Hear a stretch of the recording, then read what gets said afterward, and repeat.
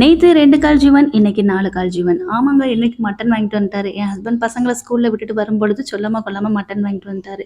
சரி, அவரு கொண்டு வந்த மட்டனா இன்னைக்கு மட்டன் குழம்பு வச்சிடலாம் அப்படின்னு சொல்லி மட்டன்லாம் கிளீன் பண்ணி குக்கர்ல வேக போட்டு வச்சாச்சு. இன்னையிலேருந்து சாய்க்குட்டிக்கு வந்து 2:30 மணி வரைக்கும் ஸ்கூல் அப்படின்னு சொல்லியிருக்காங்க. எப்பயுமே அவர் வந்து 11:30க்கெல்லாம் வந்துருவானா, அதனால எனக்கு குக்கிங் பண்ணும்போது ரொம்ப ஃபீலிங்கா இருந்துச்சு.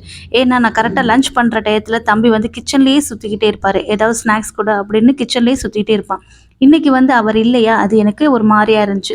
அவன் ஃபுல் டே போறது அவனுக்கு ஃபீலிங்ஸா இருந்துச்சோ இல்லையா, எனக்கு ரொம்ப ஃபீலிங்ஸா இருந்துச்சு. பசங்க சின்ன குழந்தையா இருக்கும்போது அம்மா அப்பா வீடு அப்படின்னு சுத்தி சுத்தி வருவாங்க. வளர வளர கொஞ்சம் கொஞ்சம் பிரிவு ஏற்படும். ஸ்கூல், அதுக்கப்புறம் காலேஜ், அதுக்கப்புறம் வேலை, அப்புறம் அவங்க லைஃப். இதுதான் வாழ்க்கை. சரி, அவ்வளோதான் அப்படின்னு நினச்சிக்கிட்டு நம்ம லஞ்ச் ப்ரிப்பேர் பண்ணி முடிச்சாச்சு. அதுக்கப்புறம் கிச்சன்லாம் க்ளீன் பண்ணி அதுக்குள்ளே மணி 2:30 மணி ஆயிடுச்சு. தம்பியை கூட்டு வந்து சாப்பாடும் கொடுத்து முடிச்சாச்சு. மணியை பார்த்தா 3:30. சரின்னு பாப்பாவையும் பிக்கப் பண்ணிட்டு வந்தாச்சு. அவ்வளோதான் ஃப்ரெண்ட்ஸ், பாய் பாய்.